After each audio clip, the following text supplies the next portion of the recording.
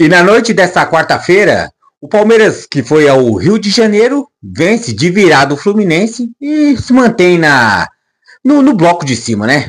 Visando sempre, buscando sempre a liderança, né? Que é algo ainda difícil, mas é atingível. O Palmeiras mostrou um poder muito forte de superação, mudou a natureza do jogo com o seu futebol, então, em gols em momentos devidos também, né? Soube controlar o teor da partida, né? Teve a falha do pênalti, no caso que poderia ser interpretativo ou não, mas houve-se o toque, o juiz preferiu marcar o pênalti Fluminense, mas acabou tudo bem para o Palmeiras, né? Então, antes de falar essa resenha, a minha percepção da vitória do Palmeiras lá no Maracanã contra o Fluminense, 2-1, eu vou pedir para você já deixar o seu like, se inscrever no canal Lealdade em Padrão, se caso não for inscrito, e também compartilhar. Não se esqueça disso, compartilhe o conteúdo do nosso canal para poder alavancar o nosso alcance cada vez mais. Então, já falar já do Verdão, né?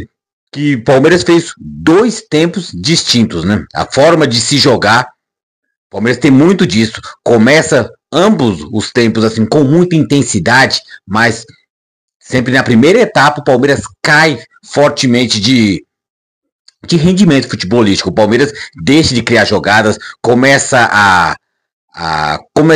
começa a criar chances de gols e começa a dar errado, começa a acontecer o que com o Palmeiras?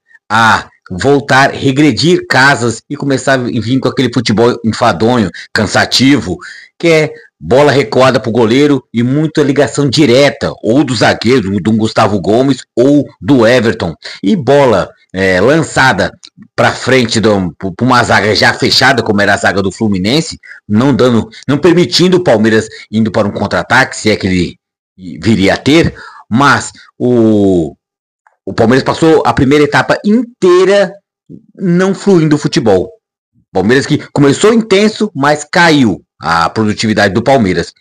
Não sofria perigos do Fluminense, mas também o Palmeiras pouco criava, né? Das poucas oportunidades que teve. Houve-se o quê? Houve-se a falha do Fluminense, da zaga do Palmeiras, com bola lançada para lá e para cá. Uma dessas bolas foi pra mim, eu acho que não teve muita culpa do jogador do Palmeiras que bateu perna com perna. Você percebe-se na ação do jogador do Palmeiras que era para desvencilhar a bola. Só que o do Fluminense foi mais rápido, foi mais ágil na situação e sim, teve o contato do palmeirense que na agilidade do jogador do Fluminense alcança a primeira bola, o do Palmeiras pega e bate na batata da perna, na panturrilha, e sim, foi configurado o pênalti. Então, fazendo um parêntese, tal qual foi também na expulsão do Alan também, que no caso ele já veio com o cotovelo alto, só que no caso para se proteger do eventual trombão, assim, algum encontrão, só que o cotovelo pegou aqui na têmpora, aqui pegou na cabeça do jogador do Fluminense e com auxílio do VAR, né? Sim, foi anulado o cartão amarelo e, no caso, foi configurado o cartão vermelho.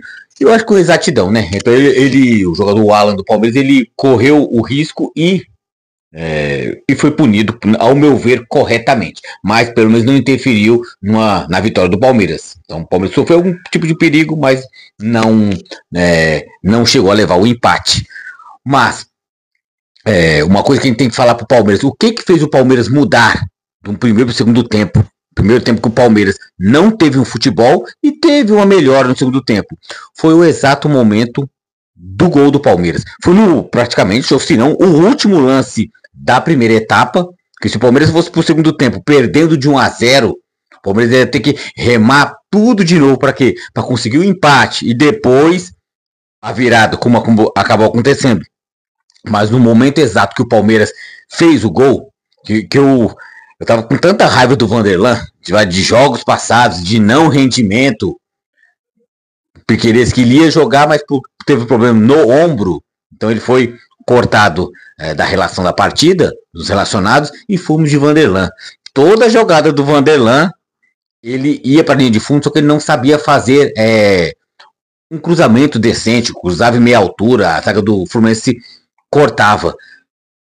Como quando houve-se um milagre de não tocar a bola por Vanderlan, ameaçaram tocar, virou e mandou para a área. Nisso, no último lance do primeiro tempo, Maurício, de cabeça, foi uma cabeçada, eu não vou dizer com muita força ou com nenhuma força, porque mesmo assim foi em cima do Fábio, que ele errou e espalhou para dentro do gol. Acho que ele se surpreendeu com a cabeçada sem força do Maurício. Ele poderia escolher qualquer um dos cantos para poder cabecear, cabeceou justamente em cima do goleiro, que espalmou para dentro. Então aí, no caso, acaba o primeiro tempo e o Palmeiras muda até sua forma de jogar. Teve mais calma, ficou 15 minutos no vestiário, acredito que ouvindo as teorias e as recomendações de Abel Ferreira e sua comissão, e o Palmeiras volta diferente.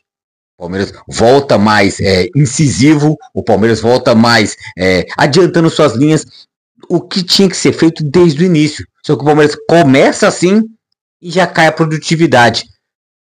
Até o Palmeiras conseguir a virada no segundo tempo, o Palmeiras não baixou a sua virilidade, a sua vitalidade em querer ofender o Fluminense. E quem só teve a ganhar foi o Palmeiras. O Palmeiras foi pro ataque e ficou induzindo o Fluminense ao erro. Numa troca de bolas da zaga do Fluminense, em tentar sair jogando pelo seu lado esquerdo, quem estava atento deu 2 passos para poder encurralar a zaga do Fluminense. O Vitor Roque, que para mim foi o destaque da equipe do Palmeiras, não só pelo gol, mas por ser um jogador voluntarioso, buscar o jogo, não desistir, e foi coroado com o gol. Porque pela insistência, o toque errado acho que foi do Thiago Silva para o Martinelli. Martinelli foi tentar colocar a bola pro meio, foi mais ágil o Vitor Roque, roubou a bola, levou para dentro da grande área, cortou o zagueiro e na saída do Fábio só tocou por debaixo dele. Então teve a persistência, a insistência do Vitor Roque de não desistir de uma jogada que estava morta, domínio total do Fluminense, mas para a zaga do Fluminense errar, teve o jogador do Palmeiras que teve que acertar. O Fluminense errando e o palmeirense acertando. Aí culminou no gol da virada do Palmeiras. Então foi um conjunto de coisas. E por que eu falo que o Vitor Roque foi o destaque? Porque ele não se acomodou em querer somente criar. Ele quis finalizar e conseguiu. Porque não adianta eu trazer números bons. O Vitor Roque fez isso e aquilo.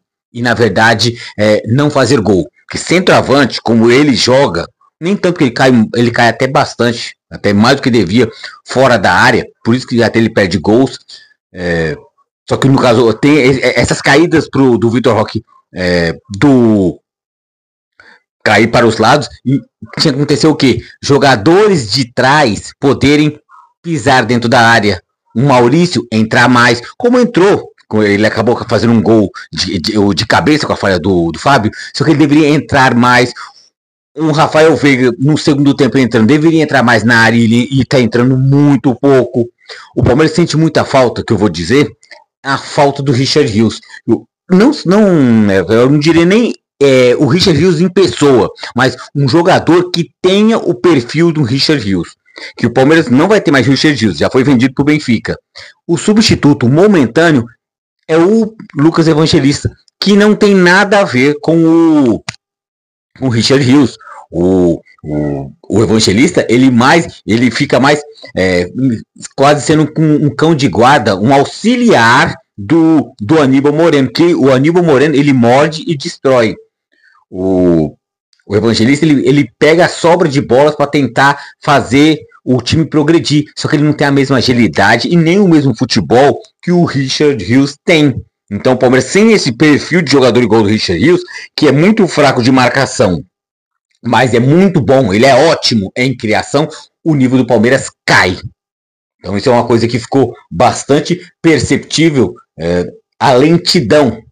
Isso quando não acontece a total ausência de jogadores, porque sem esse perfil de jogador, o Palmeiras não tem futebol, fica refém de ligação. E o único jogador que colocava, no caso, a bola no chão e fazia essa bola chegar ao ataque com qualidade era o Richard Rios. Se não, fica refém do quê? Bola no Gustavo Gomes, ligação direta para o ataque. Bola no Everton, ligação direta para o ataque. E o Palmeiras não produz. Então, o Palmeiras tem que se reinventar com algum tipo de jogador, ou com... Já ouvi palmeirense na internet falando que, por que não tenta improvisar um Alan? Mas tá aí a palavra, improvisar. O Palmeiras, com o dinheiro dos 70% dos 30 milhões de euros conseguido na transação do Richard Rios, não pode ficar improvisando. Eu vou colocar um evangelista. Eu vou improvisar um Alan. Não, tem que ir no mercado e trazer alguém minimamente no nível, para poder manter um nível de excelência minimamente desejável e aceito. Porque não pode. Eu tenho um tanto dinheiro em caixa, mas eu vou improvisar um moleque da base.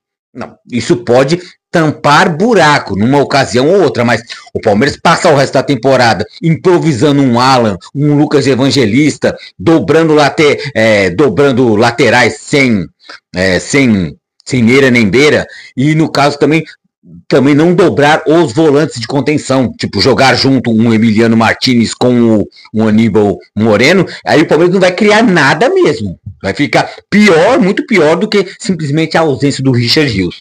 Então o Palmeiras tem que correr atrás, sim, de um jogador de nome e de futebol semelhante, minimamente semelhante um Richard Rios. Porque o Fluminense encrespou muito pro Palmeiras, e teve que ter muitos erros, os erros clamorosos do time do Fluminense para o Palmeiras sair vencedor. Teve a competência do Palmeiras, mas teve muito também a incompetência do Fluminense. A gente já para a reta final do vídeo, eu falei o destaque do Palmeiras, que foi o Vitor Roque, porque sim, é um jogador que eu acredito muito nele. Um jogador que para mim que tem muita força de vontade, tem brilho, é aquele jogador que tenta, mas ele tem que ter um time que também jogue, eu não vou dizer que somente jogar por ele, mas inserir o Vitor Roque num plano de jogo.